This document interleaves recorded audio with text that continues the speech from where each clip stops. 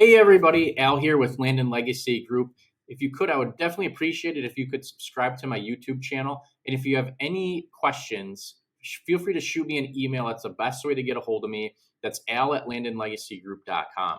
And in this video, I wanted to dive in 3 landowner programs that you could take advantage of right now to basically increase your cash flow or your return on your investment. With land, it's different than owning a duplex or a multifamily development, commercial property, right? You usually have a monthly lease that's going to bring you cash flow every month. Obviously, if you have tenants that don't pay, now you're facing eviction and stuff like that. So it can add to the headaches.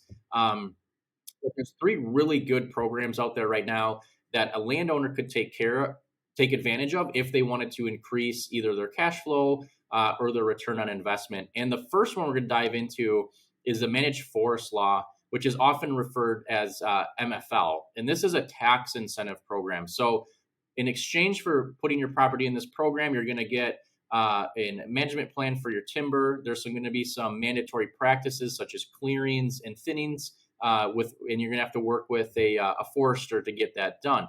But what you're going to have is a lower tax bill. So if you have a property, especially if it's assessed as residential land, and you can pop this property into MFL, I've even seen some agricultural forest tax bills be pretty high. If you can put it in the program, you're going to reduce your tax bill, and then what you're going to do is increase the amount of money you have every year because that's not going to taxes. The other program that I like is the Conservation Reserve Program, which is also referred to as CRP. Now, this is through the Farm Service Agency, and in exchange, for putting your land into this program, you're going to get a yearly rental payment. And this is going to be a contract that's usually between 10 and 15 years. And it's best suited for like an old farm field. Maybe you don't want a property to be farmland anymore, or you have a prairie, an open area on your property that's kind of hard to get to, so it can't really be farmland.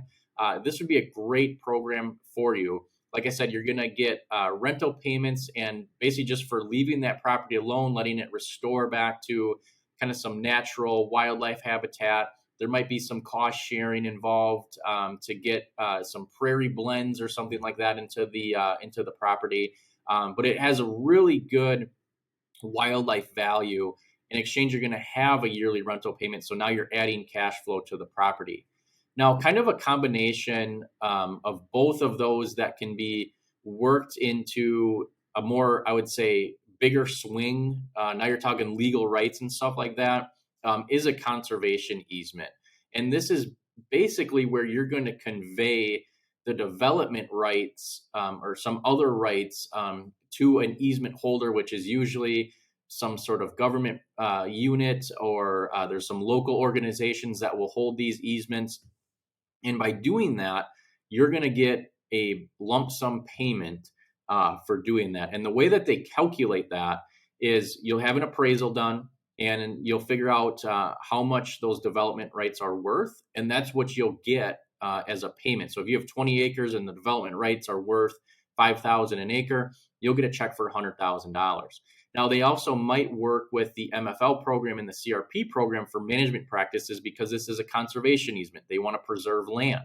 And so you could also get tax incentives and yearly rental payments for doing that. The one downside of this is you have to be careful. If you want to have a house site or something like that on your property, you need to make sure you block that off from all of these programs in order to be able to do that in the future. I've seen properties where they're 40 acres, they put everything into a conservation easement, and it was a harder property to sell because nobody could build a house on there. And those are forever. So, and they get recorded at the Register of Deeds. So make sure you're planning ahead with the government programs, the conservation easement holders, to make sure that you're not limiting yourself when it comes to selling, developing the property. Now, I'm going to have links to all 3 of these in the description below. Please reach out if you have any questions about these, or if you want to start looking into them. They're great programs. Just make sure, like I said, you plan ahead and don't limit yourself. So thanks for checking out this video. I hope you found it helpful. Have a great day.